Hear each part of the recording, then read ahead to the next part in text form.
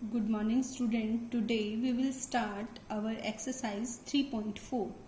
Question number 1 is state whether true or false. That means आपने बताना है कि नीचे जो statements दी गई हैं वो true हैं या फिर false हैं. All rectangles are squares. क्या सारी rectangles जो होती हैं वो squares होती हैं. रेक्टेंगल और स्क्वायर में देख लीजिए, स्क्वायर की चारों साइड इक्वल होती हैं, रेक्टेंगल की अपोजिट साइड इक्वल होती हैं. तो उन्होंने क्या पूछा है, सारी रेक्टेंगल्स स्क्वायर होती हैं. फॉल्स. सारी की सारी रेक्टेंगल स्क्वायर नहीं होती, जबकि जो सारी स्क्वायर्स हैं वो रेक्टेंगल होती हैं. All rhombuses are parallelogram. सारे रोम्बसेस जो होते हैं वो पैरेललोग्राम होते हैं. पैरेललोग्राम में क्या होता है, अपोजिट साइड्स जो होती हैं वो इक्वल और पैरेलल होती हैं. और रोम्बस में क्या होता है, सारी की सारी साइड्स इक्वल होती हैं. जब सारी की सारी साइड्स इक्वल हैं तो अपोजिट साइड्स भी इक्वल होंगी. तो ये क्या कंडीशन है हमारी, true. All squares are rhombuses and also rectangles. सारे के सारे स्क्वायर्स जो होते हैं वो रोम्बस भी होते हैं और रेक्टेंगल्स भी होते हैं. स्क्वायर में क्या प्रॉपर्टी होती है, सारी साइड्स इक्वल होती हैं. और रोम्बस की भी क्या होती हैं, सारी साइड्स इक्वल होती हैं. और रेक्टेंगल की क्या होती हैं, अपोजिट साइड्स इक्वल होती हैं. जब सारी साइड इक्वल हैं तो अपोजिट साइड भी इक्वल होंगी. दैट मीन्स ये स्टेटमेंट भी हमारी क्या है, ट्रू है. All squares are not parallelograms. सारे के सारे जो स्क्वायर्स हैं वो पैरेललोग्राम नहीं है. ये स्टेटमेंट हमारी क्या है, फॉल्स है. क्यों है ये फॉल्स, क्योंकि स्क्वायर की सारी साइड्स इक्वल होती हैं और पैरेललोग्राम की अपोजिट साइड इक्वल होती हैं. जब किसी फिगर की सारी साइड इक्वल है दैट मीन्स अपोजिट साइड भी इक्वल है. और यहाँ पर वर्ड यूज किया गया है नॉट पैरेललोग्राम, इसलिए ये स्टेटमेंट क्या है, फॉल्स है. All kites are rhombuses. सारे के सारे काइट्स जो होते हैं वो रोम्बस होते हैं. काइट की शेप आप लोगों को पता है, काइट जो होते हैं वो रोम्बस नहीं होते. क्यों नहीं होते, क्योंकि काइट्स के जो होता है कॉन्जिक्यूटिव साइड्स जो होती हैं वो इक्वल होती हैं, जबकि रोम्बसेस में क्या होता है, सारी की सारी साइड्स इक्वल होती हैं. तो ये स्टेटमेंट हमारी क्या है, फॉल्स है. All rhombuses are kites. सारे के सारे रोम्बस जो होते हैं वो काइट्स होते हैं. ये स्टेटमेंट हमारी क्या है, ट्रू है. क्यों है ट्रू, क्योंकि रोम्बस में जो होता है वो सारी साइड्स इक्वल होती हैं और काइट्स में जो होती हैं वो कॉन्जिक्यूटिव साइड्स इक्वल होती हैं. जब सारी साइड्स इक्वल हैं तो कॉन्जिक्यूटिव भी इक्वल होंगी. All parallelograms are trapezium. सारे के सारे पैरेललोग्राम्स जो होते हैं वो ट्रेपीजियम होते हैं. पैरेललोग्राम में क्या होती है कंडीशन, अपोजिट जो होती हैं साइड्स वो इक्वल होती हैं. Pair of opposite sides are equal. जितनी भी अपोजिट साइड हैं वो सारी इक्वल होंगी. जबकि ट्रेपीजियम की कंडीशन क्या है, एटलीस्ट वन पेयर जो हो वो at least one pair parallel sides का इक्वल होना चाहिए. जब यहाँ पर सारी हैं तो कम से कम एक तो होगी, इसलिए ये कंडीशन क्या है, ट्रू है. All squares are trapezium. सारे के सारे स्क्वायर्स जो होते हैं वो ट्रेपीजियम होते हैं. ये भी स्टेटमेंट हमारी ट्रू है. क्यों है ये ट्रू, क्योंकि स्क्वायर में सारी साइड्स इक्वल होती हैं और ट्रेपीजियम में क्या मांगा गया है, सिर्फ एक पेयर अपोजिट साइड का उन्हें इक्वल चाहिए, जबकि स्क्वायर में सारी ही इक्वल होती हैं. तो ये कंडीशन हमारी क्या जाएगी, ट्रू. अब आ जाते हैं हम अपने क्वेश्चन नंबर 2 पे. Identify all the quadrilaterals that have 4 sides of equal length. हमें बताना है वो ऐसे सारे क्वाड्रिलेटरल्स के नेम बताने हैं जिनकी 4 साइड्स, चारों साइड्स जो हों वो इक्वल लेंथ की हों. तो ऐसी हमारी कौन कौन सी जाएंगी, रोम्बस. रोम्बस की भी सारी साइड्स इक्वल होती हैं. और स्क्वायर, स्क्वायर की भी सारी साइड्स क्या होती हैं, सेम लेंथ की होती हैं. 4 राइट एंगल्स, जिसके चारों के 4 एंगल्स, ऐसा क्वाड्रिलेटरल जिसके चारों के 4 एंगल कैसे हों, राइट एंगल हों, दैट मीन्स 90 डिग्री के हों. तो ये किस में है, स्क्वायर में होता है. और किस में होता है, ये रेक्टेंगल में होता है. Now question number 3, explain how a square is quadrilateral. आपको एक्सप्लेन करना है कि स्क्वायर जो है वो क्वाड्रिलेटरल कैसे है. अब यहाँ पर कैसे है ये क्वाड्रिलेटरल, क्वाड्रिलेटरल क्या होता है, ऐसी फिगर जिसकी 4 साइड्स हों. और स्क्वायर की भी कितनी साइड होती है, 4 साइड होती हैं. तो आंसर क्या लिखेंगे, बिकॉज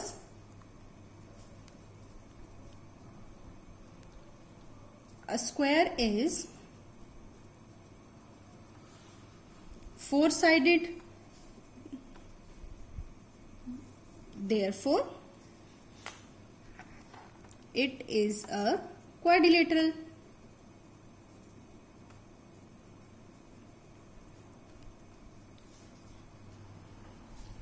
नाउ पार्ट 2 में हमें बताना है कि एक स्क्वायर जो है वो पैरेललोग्राम कैसे होता है।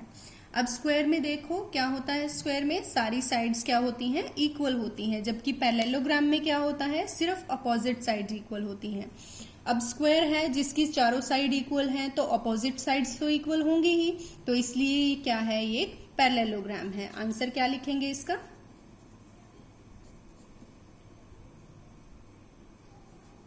a square has its opposite sides equal, therefore it is a parallelogram.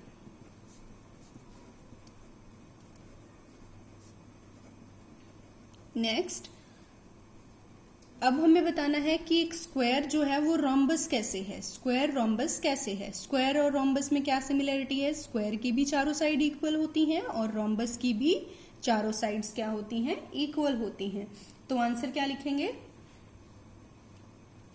और इसके जो डायगोनल्स होते हैं वो भी एक दूसरे को क्या करते हैं, बाइसेक्ट करते हैं। ऑल साइड्स इक्वल,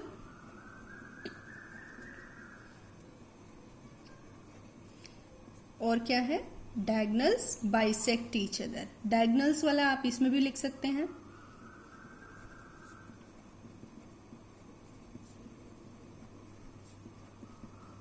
इस वजह से ये क्या है,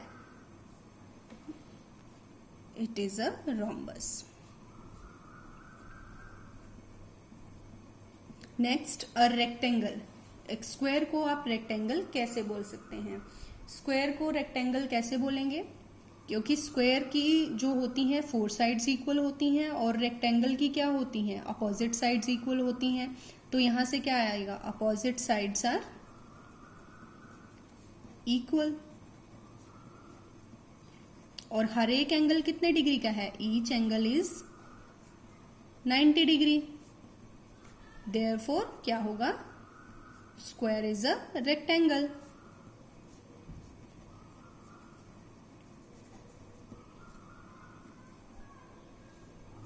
Now come to the question number 4.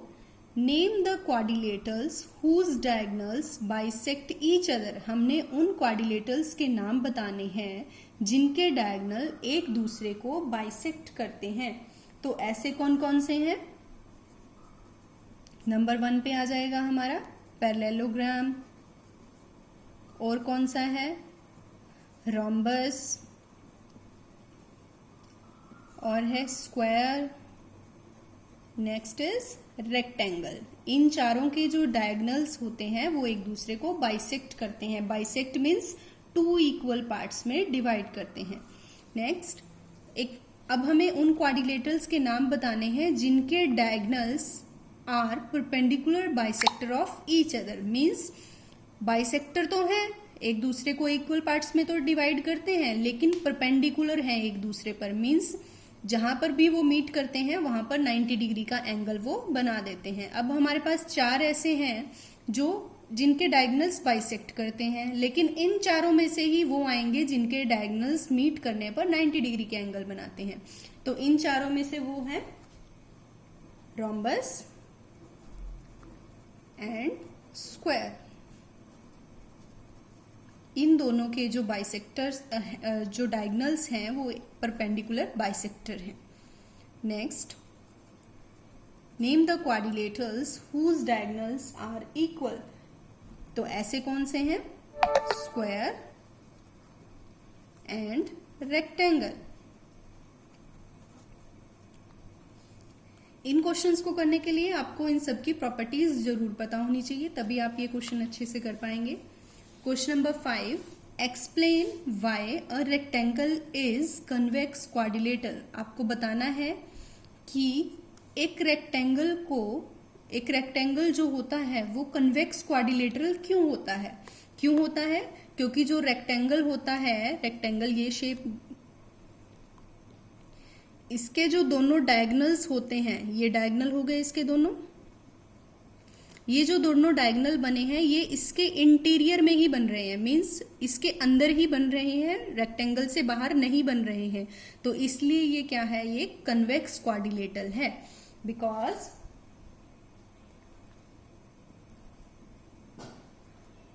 both of its diagonals lies in its interior। इसीलिए हम क्या कहते हैं इसको, रेक्टेंगल को, convex quadrilateral. Now question number 6, ABC is a right angle triangle. ABC जो है वो एक राइट एंगल्ड ट्रायंगल है, and O is the mid point of side opposite to the right angle. O जो है वो मिड पॉइंट है side opposite to the right angle, means जो राइट एंगल है, जो 90 डिग्री का एंगल है, उसके जो अपोजिट साइड है उसका मिड पॉइंट क्या है? O है। Explain why O is equi distant from A, B and C। आपको ये एक्सप्लेन करना है कि O जो है वो इक्वी डिस्टेंट है। Equi distant means same distance है उसका, किससे? A, B और C से। आपको ये एक्सप्लेन करना है कि O का डिस्टेंस A से, B से और C से सेम क्यों है। ये आपको फिगर दी हुई है क्वेश्चन में, उसने बोल रखा है कि ABC जो है वो एक राइट एंगल ट्रायंगल है। राइट एंगल्ड ट्रायंगल है मीन्स एक एंगल 90 डिग्री का है, ये वाला एंगल जो है वो 90 डिग्री का है। उसने कहा है कि जो राइट एंगल है उसके जो अपोजिट साइड है, उसके opposite side that means AC है। AC पर O जो है वो AC का मिड पॉइंट है। उसने कहा है राइट एंगल के अपोजिट साइड का मिड पॉइंट O है, तो ये मैंने यहां पर ले लिया मिड पॉइंट O। हमें बताना है कि O का डिस्टेंस A, B और C से सेम क्यों है। दैट मीन्स हमें प्रूव करना है कि OA, OB और OC इक्वल क्यों है। तो यहाँ पर देखिए फिगर आपको एक्सटेंड करके भी दिखा रखी है बुक में। ये एक्सटेंड सिर्फ हमारी हेल्प के लिए की गई है। सॉल्यूशन इसका क्या है? जब भी हम एक राइट एंगल ट्रायंगल को ऐसे एक्सटेंड करके बना लेते हैं, क्वाड्रिलेटरल बना लेते हैं, तो ये एक रेक्टेंगल बन जाता है। Since ABCD is a rectangle, और मैंने अभी आपको पिछले क्वेश्चंस में रेक्टेंगल की डायगोनल्स की प्रॉपर्टी बताई है। क्या बताई थी रेक्टेंगल के डायगोनल की प्रॉपर्टी? कि जो रेक्टेंगल के डायगोनल होते हैं वो एक दूसरे को बाइसेक्ट करते हैं। Also diagonals of rectangles